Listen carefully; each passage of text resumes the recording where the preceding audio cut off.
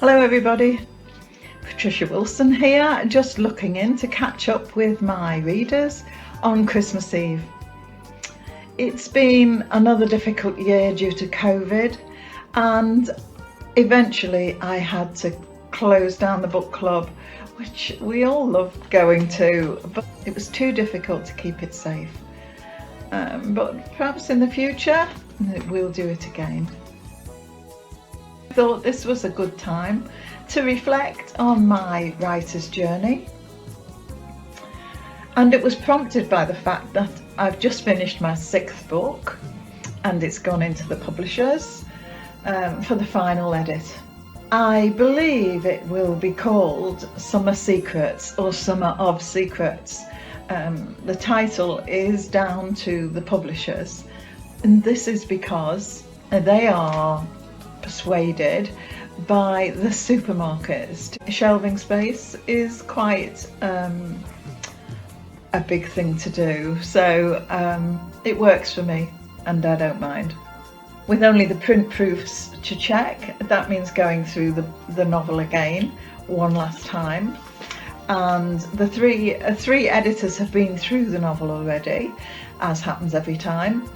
They check the story, the pace, the location, the timeline and the facts, because although it's fiction, and my novels are always fiction, they're based on real events, facts that happened mostly in the Second World War and present day. So all those facts are checked by professionals. So how have my books evolved since that first one, Island of Secrets? It's been 6 years since the start of publication, and that first one, Island of Secrets, was based on the Cretan massacre of 1943. 3 women with dark and bitter secrets learn the truth. And then my second novel was Villa of Secrets. Villa of Secrets is about the Rhodes Holocaust of 1944, and that was my second novel. And I like to say that it wasn't the size of the girl in the war, it was the size of the war in the girl, because it's about a 15-year-old girl who fights for not only her freedom, because she's Jewish, but for the freedom really of women on the island. My third novel was Secrets of Santorini, which was the eruption of Santorini, which was a large island but ended up just the peak of the volcano, and under 30 meters of ash they found an archaeological site of Akrotiri and all the frescoes that tell the story of life on the island before the explosion, and this is quite fascinating. My fourth novel was Greek Island Escape. This was about Greece's darkest hours, 1967 to 1974, with military rule, prison, torture, lovers who had a baby, and they were all split apart by terrible events that happened then.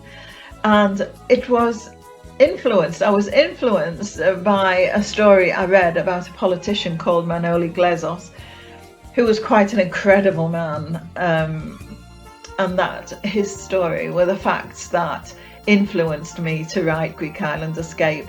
It was a very emotional book for me to write. I shed a lot of tears.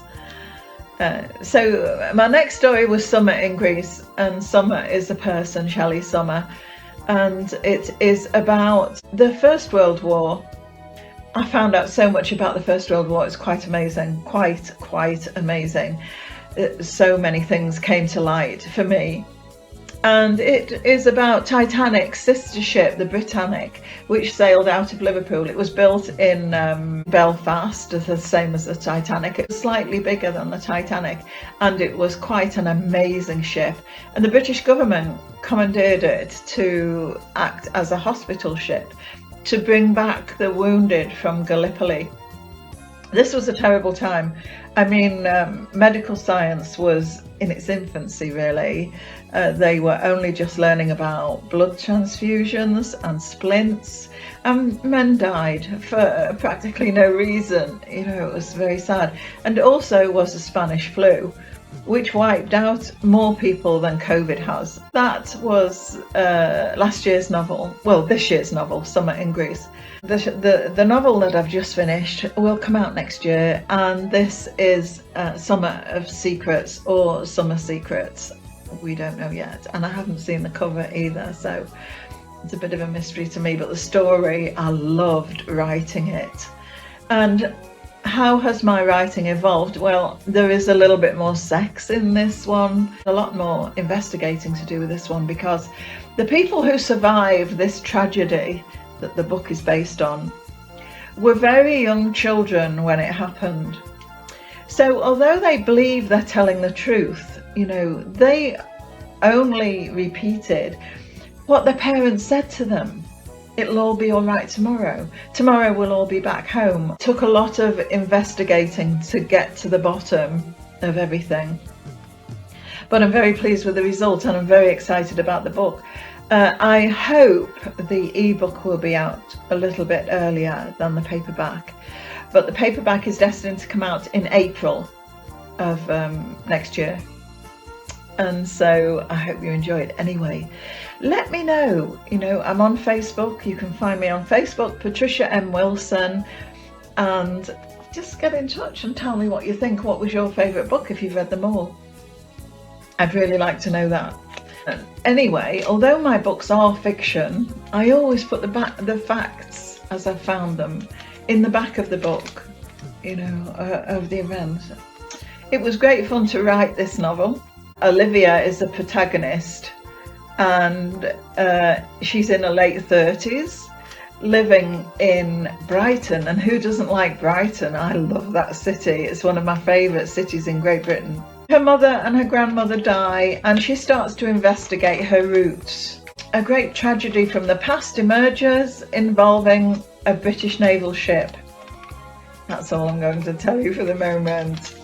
Except there's a bit of Olivia in all of us. And she was a pleasure to write. So it's enough from me.